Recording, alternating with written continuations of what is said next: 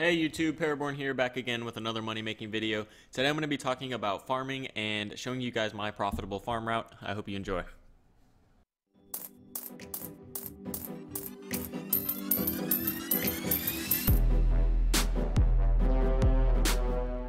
Alright, so what I'm not going to be doing in this video is showing you guys how to do farm runs exactly like I do them.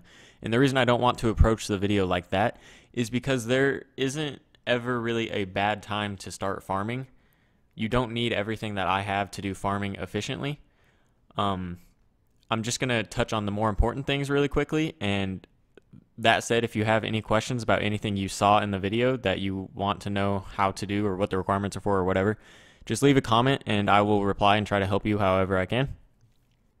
In my opinion, there are two really important things to ensure that you're profiting from herb runs, and that is the magic secateurs and also unlocking the 2 disease-free patches.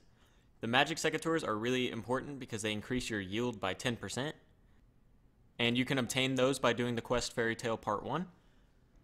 And for the 2 disease-free patches, the one on top of Troll Stronghold requires completion of My Arm's Big Adventure, and you will also need to have 50% Hosidius House Favor to use the disease-free patch in Zaya.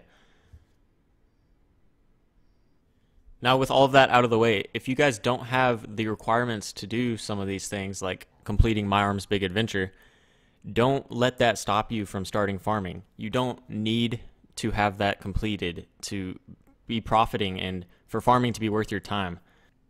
Farming is something you'll always be improving. You're going to keep finding better methods and faster ways to get to the patches through diaries or whatever. So don't let not having the requirements to do something stop you from starting farming.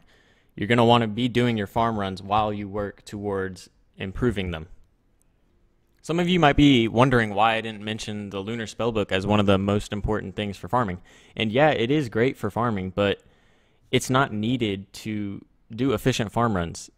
Being able to teleport a little bit closer to your patches or fertilize your patches with a spell is not something that's needed for farming. It's one of those things you'll want to work on while you're doing farming. So that's why I didn't include it in one of the most important things. You might have noticed that I started with the berries at the beginning of my farm run, and I recommend doing this if you're going to include berries in your profitable farm runs, because using the teleports and the seeds will free up inventory spaces that you might need for your herbs. And keep in mind that the poison ivy berries have no chance of being diseased. That's why I don't fertilize them.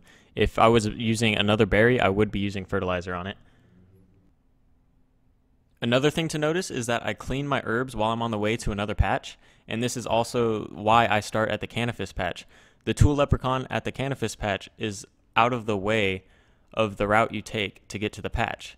Whereas all the other patches, the Tool Leprechaun is on the way to the patch, and it allows you to note while you're going to the patch, which ends up saving a little bit of time in the long run. And every time I finish a farm run, I always stop and pick cactus spines and Alcarid, because it's just pure profit. It's like 20k every time you do it, and there's no reason not to do it really quickly when you're finishing up. Okay, so the whole run took me about 6 minutes, and the guide puts the value of everything at about 542k. The cost was about 303k, which means in this particular farm run, I profited about 238k, which is actually insane for 6 minutes worth of work. If you multiply that by 10, that's 2.3 mil an hour.